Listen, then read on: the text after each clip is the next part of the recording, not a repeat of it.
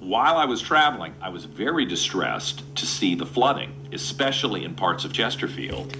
And Kevin Carroll, who is the vice chairman of the Chesterfield Board of Supervisors, he represents Matoka on the Board of Supervisors. He's with us now to talk through what's happened in parts of Chesterfield and what the cleanup's going to be like. I'm glad that you're here. How bad is it, Kevin? Good morning, John. Have a safe trip. Thanks. Yeah, it's been okay where I am. Yeah, it's nice out that way. I've been out to Missouri before. Yeah, we had quite the storm. Came in, sat over top of Chesterfield for many hours, dropped probably more rain, upwards of over 10 inches in a short period of time. I've never seen flooding like this in Chesterfield in my 30-plus years here.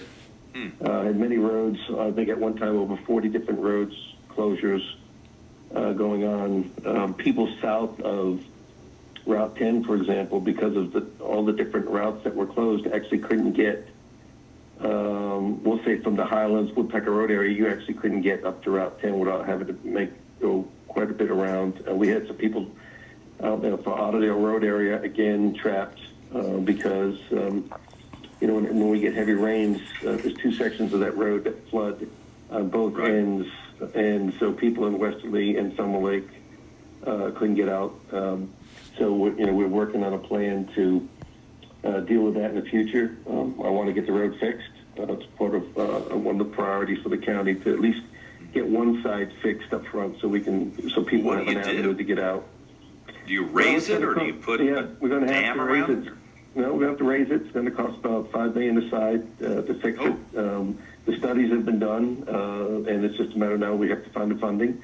COVID-19, having to cut the budget the way we did, kind of put the brakes on a lot of different things in our budget that we had to put restraints on. That we're going to go back and look at all this again based on the numbers that we have coming in and see what we can do to take a look at the priorities that we have to deal with, not just for road conditions and traffic, but other issues across the county. But this created a problem for our water system. I saw Hull Street Road at Brad McNair was the first time I've ever seen the water actually come up over the road from Swift Creek, and it ended up damaging our Swift Creek plant.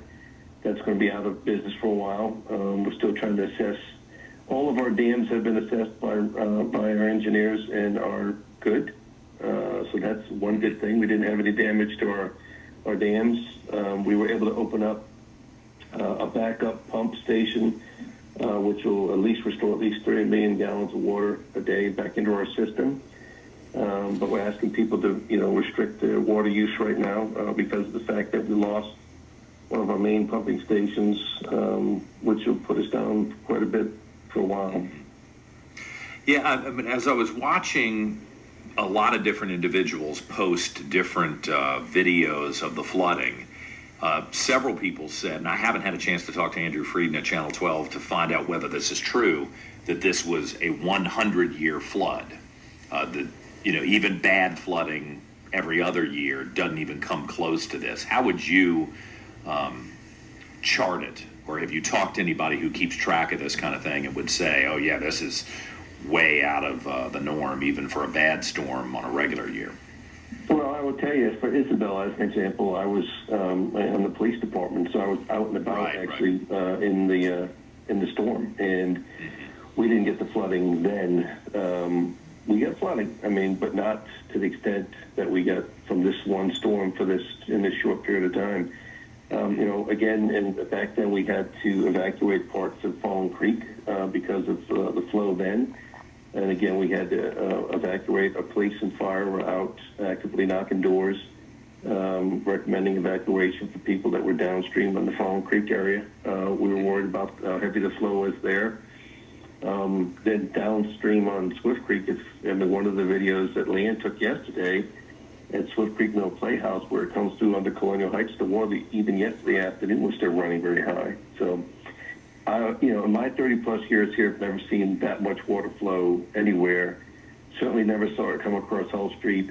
Even at Wood Lake, at the reservoir at Wood Lake and Hull Street, when I went through there during the afternoon of the storm, it looked like it was getting ready to come out of the reservoir at Wood Lake. That's how high it was. So it was. All right, so it's not hype. That's a real assessment that this was a pretty significant, maybe historic set of floods. Yeah, I saw roads closed that we've never had to close before in Chesterfield. It was just water everywhere. And I don't think I missed this, and I was looking online before you came on, of course, early this morning. We have not had a loss of life from this that we're aware of? No real Not related dangers? to the storm that I've been notified of, no. We've had some other issues, but not related to a storm-related death, which we're very fortunate. But considering, we did have one water rescue that took place out off of Otterdale Road.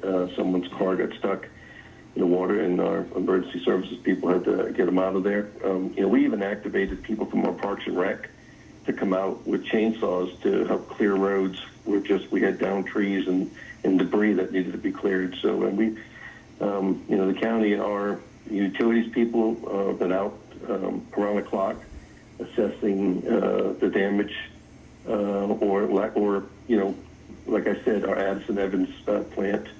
And so we're trying to get a handle on what we need to do moving forward to get everything back up and running. Are there people who cut on the faucet in the kitchen and the water's not running, or is everything running? No, to my knowledge, capacity no. It's just a capacity issue. It's where we get the water from and how we shift it. We have, if you look all through Chesterfield County, we have big water towers everywhere. Those water towers get filled up at night and in non-peak times to make sure that we have adequate pressure in our systems. And so we're going to make sure that those are filled. Lake Cheslin right now has got plenty of water, so we'll be pulling from that heavily to make sure our people have the water that they need. So we may have, obviously the water right now is very dirty from all the runoff, but our systems will continue to make sure it's ready to be drank. Well, it sounds like you're on it. I'm sorry that it happened, but a responsible assessment and, jumping into action to try to make sure that people were safe in the immediate moment and that there's no long-term bad consequences to that. I applaud you for that attitude. I mean, with your law enforcement background, I wouldn't expect anything else. Kevin Carroll, the vice chair of the Chesterfield Board of Supervisors who represents Matoka. I always appreciate it when you come on. Thanks, Kevin. John, thanks for having us on. I just want to say thank you to all of our public safety people who worked very hard this weekend. And thank you to the community for realizing there was an issue and not coming out and creating more of a traffic problem than we had. Yeah. Well, I know that the first responders appreciate that. Thanks. Yeah. It is 9:45 now. Thank you, Kevin.